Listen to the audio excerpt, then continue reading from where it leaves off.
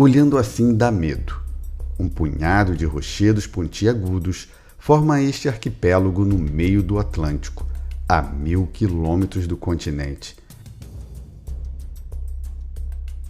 É o pedaço do Brasil mais perto da África, chacoalhado frequentemente por terremotos. Menor do que 2 campos de futebol, sem vegetação nem fonte de água doce.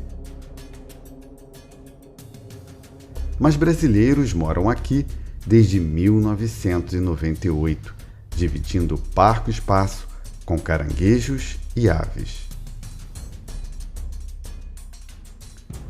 Estamos no arquipélago de São Pedro e São Paulo. A parte mais alta tem apenas 18 metros e a profundidade ao seu redor é de 4.000 metros. Hoje, o mar está em fúria.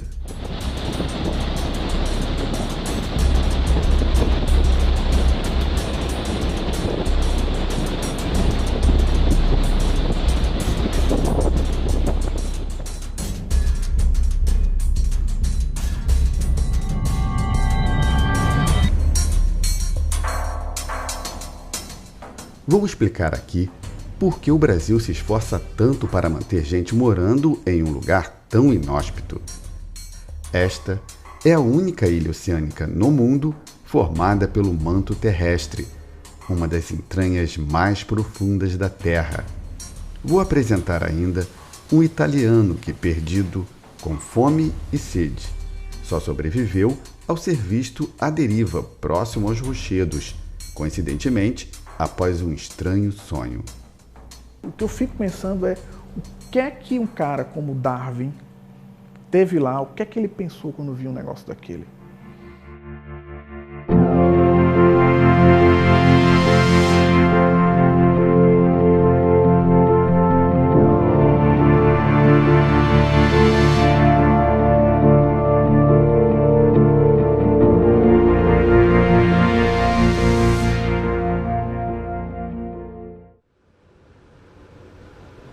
No Brasil, quase nunca se fala sobre o arquipélago de São Pedro e São Paulo. Mas após a noite de 31 de maio de 2009, os rochedos, como eram identificados no passado, mereceriam menção até no noticiário internacional. O voo 447 da Air France, que havia decolado do Rio de Janeiro rumo a Paris, tem uma pane durante violenta tempestade.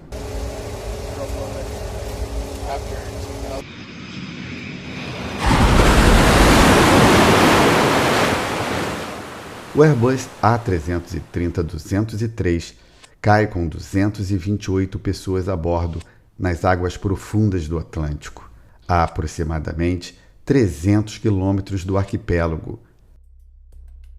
Ninguém sobreviveu. O avião havia deixado o alcance do controle de tráfego aéreo no Brasil e ainda não entrara na área de controle do Senegal, no lado africano. A região da queda fica no meio do nada, e é aqui que está a nossa ilha. Também foi um acidente que fez a nossa ilha entrar no mapa.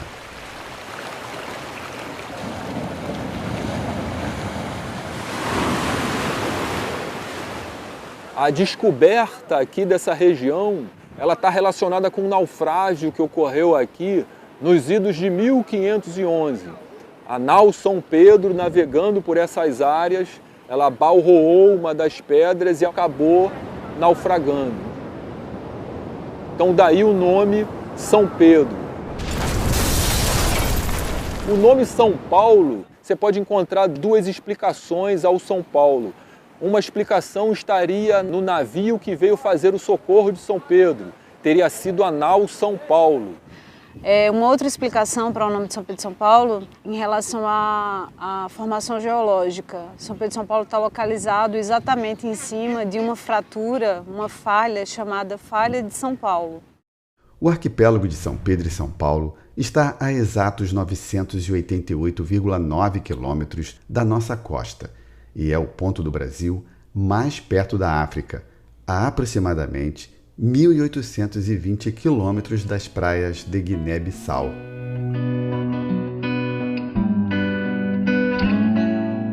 Para ir a São Pedro e São Paulo, só mesmo de barco. Mas detalhe, este lugar não é aberto ao turismo. O acesso é apenas para pesquisadores e universitários que desenvolvam projetos, sobretudo de geologia, oceanografia e biologia marinha.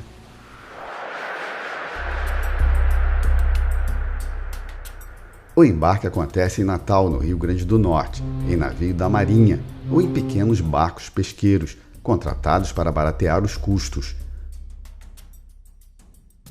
De 15 em 15 dias, sai uma expedição do Porto de Natal, transportando os pesquisadores aqui para São Pedro e São Paulo.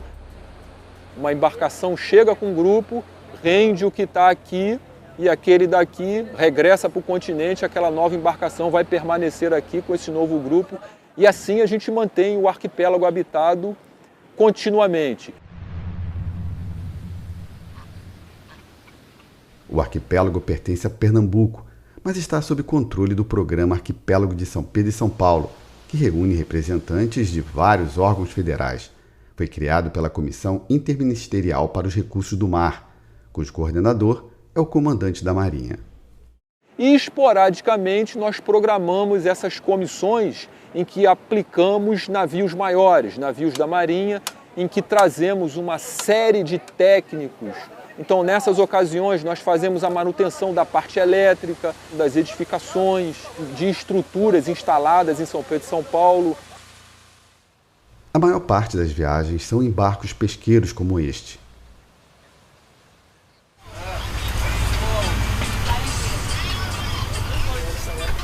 Porque os biológicos não dormem aqui, os engenheiros de pesca aqui, né? O pessoal que vem, né? Aqui é os biológicos dos pescadores, né? Na frente tem umas 4 biológicos aqui, né? O pessoal dorme aqui, né? Eu durmo aqui, Aqui é a primeira classe. Aí eu durmo aqui, o mestre dorme aqui, o despachante. Apertadinho aqui, não? É um pouco apertado, né? Cabe quantas pessoas aqui no barco? 8. A tripulação, os pescadores aqui são 8, né? E os viajantes? E os viajantes faz 12 tudo, né?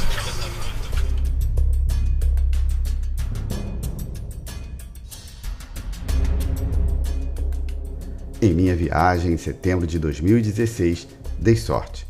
Embarquei em um moderno navio patrulha da Marinha, o Araguari. São 3 dias de viagem para percorrer os 1.000 quilômetros entre céu e mar até o destino.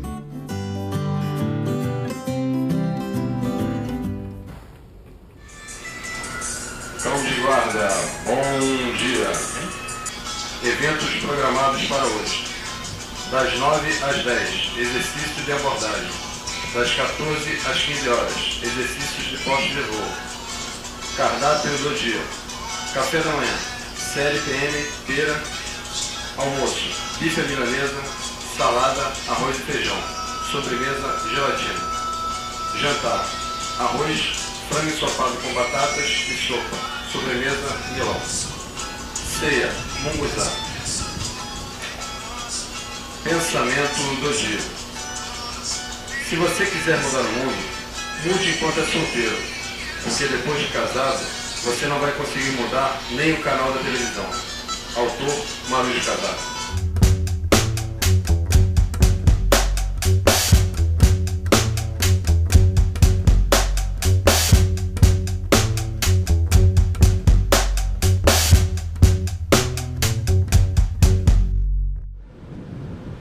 A gente só consegue perceber com clareza o arquipélago quando chega bem perto. O desembarque é feito em etapas. Primeiro, você segue em bote inflável até o barco de pescadores e dali pega uma pequena embarcação até a Ilha Belmonte, a maior e a única habitada.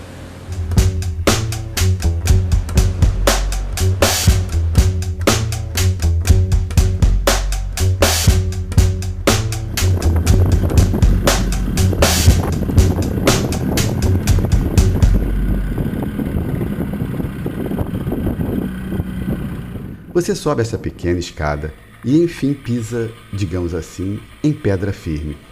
Em frente está a pequena estação e à direita o farol com a antena parabólica. E não há mais nada.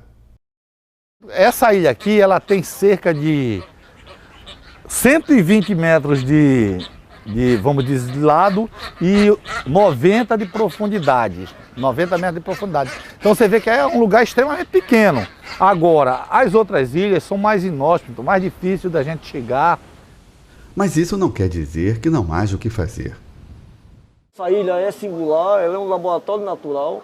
Aqui nós encontramos com facilidade acesso para estudos das mais diversas áreas, não só da biologia marinha, mas como da meteorologia, da climatologia. Para nós, pesquisadores, a gente costuma dizer que o arquipélago é um laboratório que está permanentemente fundeado no Oceano Atlântico. Qualquer geólogo aí daria um dedo para estar tendo a oportunidade de estudar isso aqui. O arquipélago é como se fosse um oásis. Um dos estudos em andamento avalia a cadeia alimentar. O guano, as fezes das aves, que dá essa cor esbranquiçada às pedras, é arrastado pelas ondas e atrai micro-organismos, que atraem os pequenos peixes, que atraem os maiores e que acabam atraindo os grandalhões, como o tubarão-baleia, de até 14 metros de comprimento. Aqui, o biólogo Bruno Macena nada com um exemplar. O animal, felizmente, não é agressivo. Há outras espécies não tão amistosas.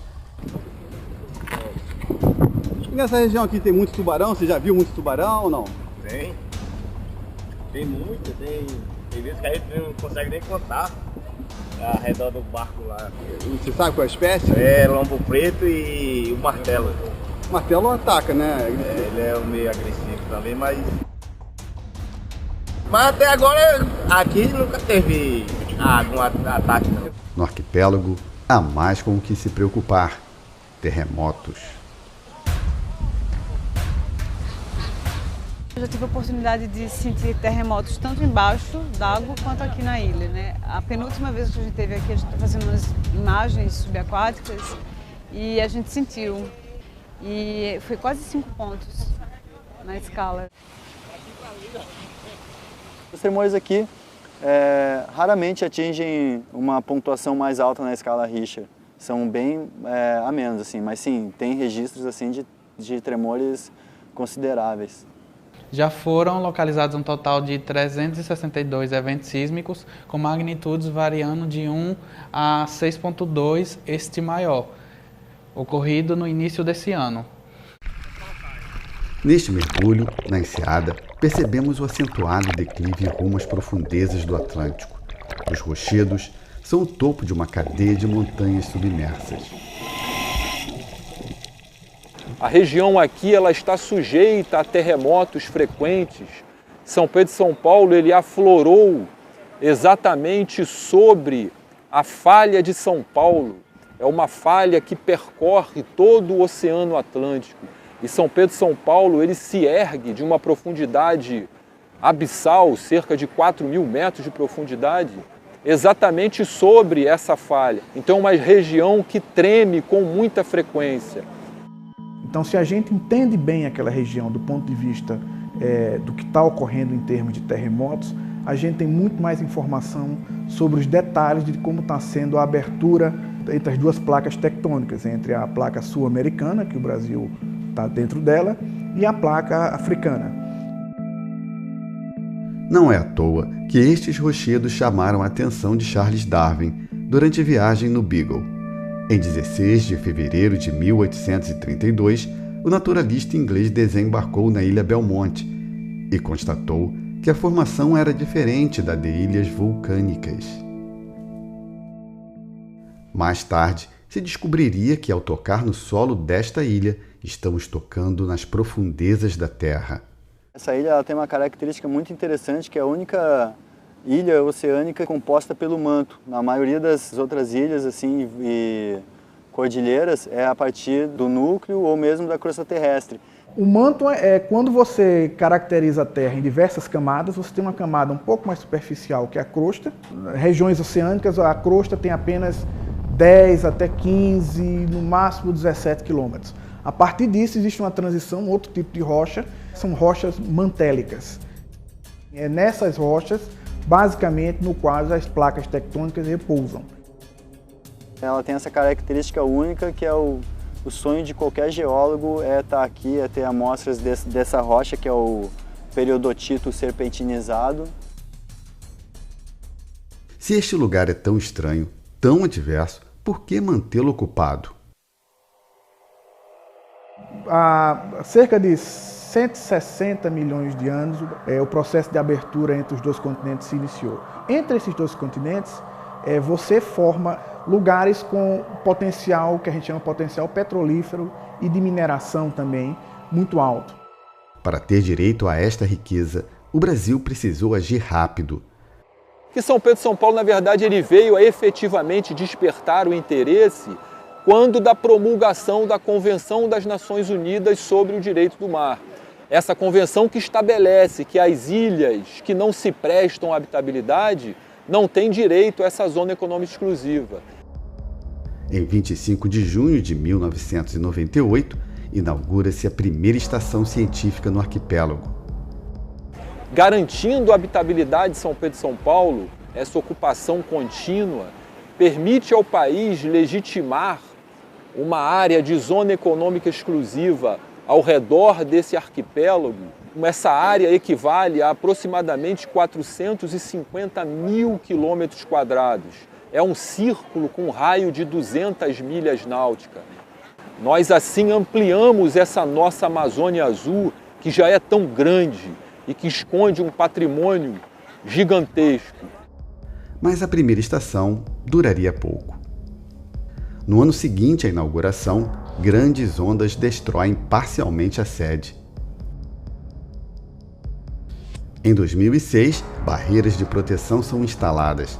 O mar surpreende novamente e causa graves danos à estação. Uma nova sede é construída em área mais protegida e com sapatas elevadas, resistentes a terremotos.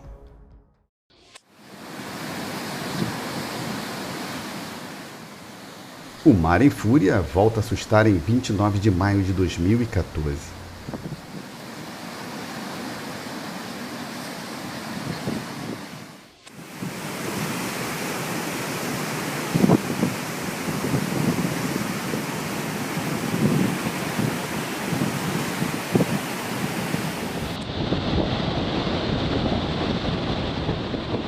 Os 4 pesquisadores que passam temporada de 15 dias correm para o farol, na parte mais alta na Ilha Belmonte, e se refugiam em um abrigo de emergência. Aqui aguardam um resgate.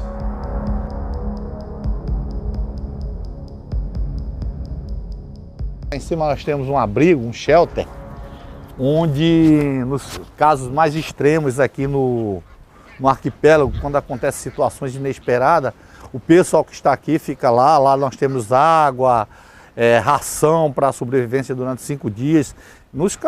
Porque aqui a gente sabe que está tudo bem agora, de repente o mar fica agitado e o pessoal tem que se recolher a um lugar seguro. Então lá está o nosso shelter.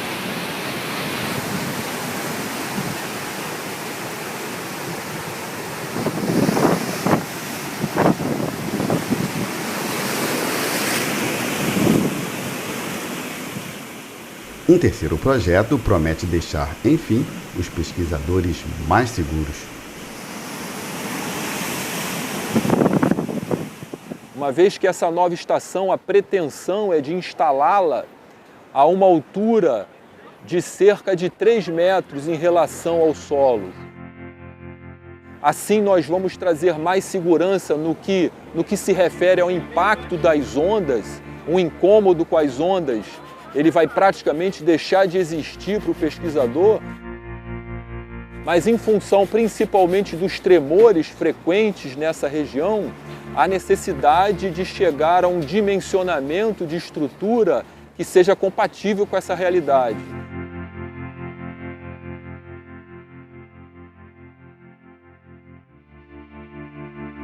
Apesar da ameaça permanente do mar, um antigo estudo estimou o crescimento do arquipélago. Uma nova coleta de dados, iniciada em 2015, oferecerá um dado mais preciso. O que a gente também tem, além da estação sismográfica lá, que isso é uma coisa novidade, a gente tem uma estação total de GPS, que está funcionando lá há cerca de 1 ano. Então, essa estação total é que vai dar a taxa atual de crescimento, de soerguimento da ilha. O que a gente tem de alguns milímetros por ano, 1,5 a 2 milímetros por ano. Mas isso é uma taxa média, que é datação de, digamos assim, de corais na ilha, né? Você tem um coral vivo, quando a ilha sobe, o coral se fossiliza nas partes mais rasas do arquipélago. Então você vai lá naquele bichinho que está morto lá e data aquilo ali. E aí você sai fazendo isso em profundidade. Faz um perfil com várias datações de vários animais ao longo de um perfil da ilha. E aí você tem uma taxa média de soerguimento disso aí. Agora é uma média, né? Além dessa taxa de soerguimento da ilha, a gente vai saber a velocidade de afastamento em relação aos continentes. A natureza nos surpreende em São Pedro e São Paulo.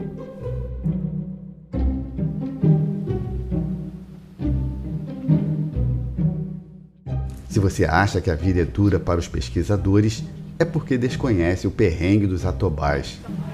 Vivem em cima das fezes. Eles fazem muito cocô o tempo todo e o branquinho é exatamente o guano.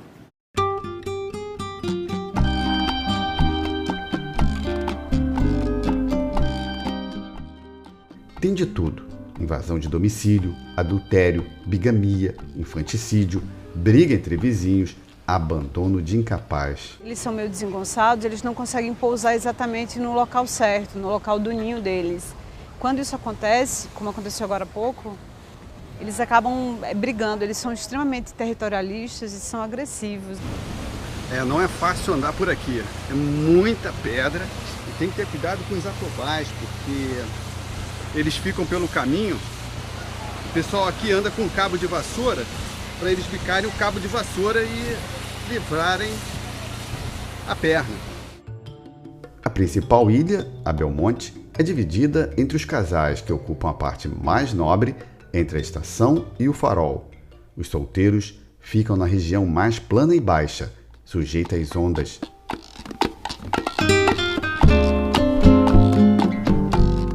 Não é difícil identificar machos e fêmeas. Pode olhar a cor do bico dela, é mais puxado para o rosa.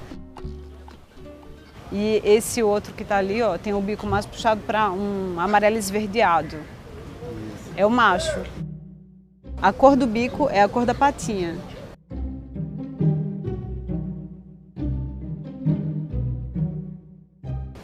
Troca de carinho, mas quando eles querem copular, o macho ele sobe em cima das costas da fêmea. Esse comportamento deles de ficar airando, tremendo a garganta, isso aí é um comportamento para tentar amenizar o calor. Ela acabou de alimentar, ele até um determinado tamanho ele não consegue se alimentar sozinho. Então o macho e a fêmea capturam o peixe e regurgitam na boca do filhote. Mas aí começam os problemas. Às vezes acontece deles chocarem 2 ovos ao mesmo tempo. Quando acontece de eclodirem os 2 ovos, geralmente o filhote mais forte ele acaba expulsando o mais fraco do ninho. E exatamente porque os pais eles não têm condição de alimentar os 2. Então só o mais forte sobrevive. E aí chega um momento, que eu diria que é entre 2 meses e meio, 3 meses, que os pais eles realmente decidem expulsar esse filhote do ninho. E aí é surra. Eles dão surra até o bicho sair. A intenção é exatamente essa, é desocupar o ninho para que eles possam gerar uma nova prole. Na parte menos nobre da ilha, todo machucado, o jovem atobá buscará companhia. A missão é mais fácil para o macho. O número de fêmeas é 12% maior. Saiu do ninho, ele tem que procurar uma fêmea, procurar um espaço para ter o próprio ninho e gerar filhote, não é? Continuar a prole. Em uma ilha sem vegetação, quase não há material para confeccionar o ninho. Com disponibilidade maior de fêmeas, os machos pulam a cerca. Muitas vezes um macho ele toma conta de 2 ninhos e aí, como falta material, ele fica levando de um ninho para o outro. A ilha é pequena, mas guarda muitas histórias.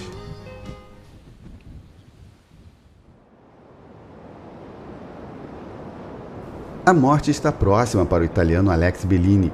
Ele está perdido há 5 dias, sem comer, em um barco a remo, no meio do Atlântico.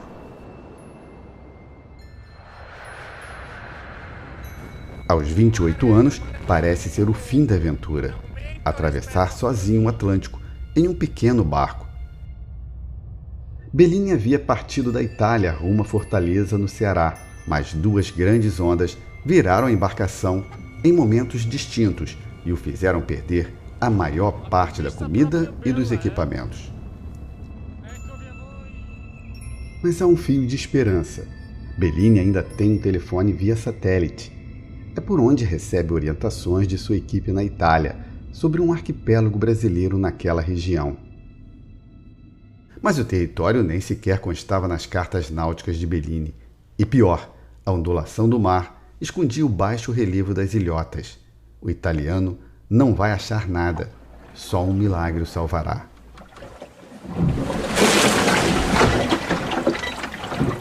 Ancora! Ancora!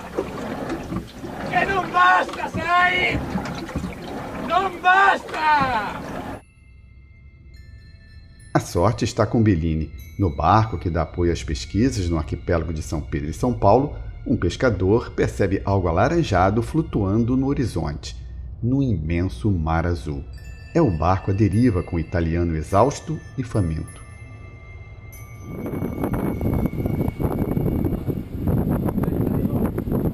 A comitiva que estava comigo precisou se apertar para caber na estação, na única noite em que passamos lá.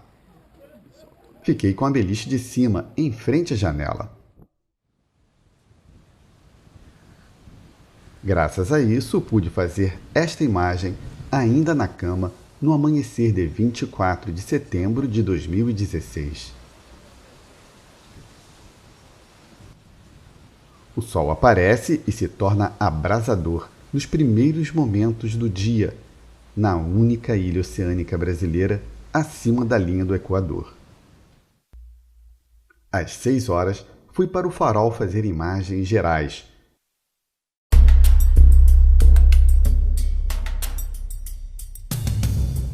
Depois de gravar algumas entrevistas, soube do caso do italiano perdido. A história de um italiano aventureiro que ele resolveu cruzar o Oceano Atlântico de caiaque. Ao voltar para o continente, consegui localizar o aventureiro Alex Bellini, morando em Londres, 10 anos após o resgate. Por videoconferência, Bellini contou sobre a fantástica experiência em 2006. Mi immagino la scena di vedermi arrivare su una piccola barca arancione, senza vele, senza motore, solo con i remi, io magro come un chiodo, con la barba lunga, un po' stralunato perché avevo dormito poco, ero molto spaventato. E l'idea di vedere qualcuno in carne ed ossa dopo 7 mesi, per me era come vedere i santi, la Madonna, il Signore davanti a me, capite? Quindi era una sensazione veramente molto di grossa emozione, perché in gioco io mi ero giocato la mia vita per arrivare fino lì. Tu l'hai visto l'arcipelago, è bruttissimo perché è pieno di scogli, di guano di uccelli, non c'è un angolo dove sedersi su quell'arcipelago. Eppure per me rappresentava un punto dove poter ancora sperare di sopravvivere. Por fim, perguntei a Bellini sobre uma estranha coincidência em seu resgate, que envolve o nome dos santos que batizam os rochedos. Então, ele me explicou que assim que chegou à Ilha Belmonte, conseguiu ligar para um amigo e informar que estava salvo.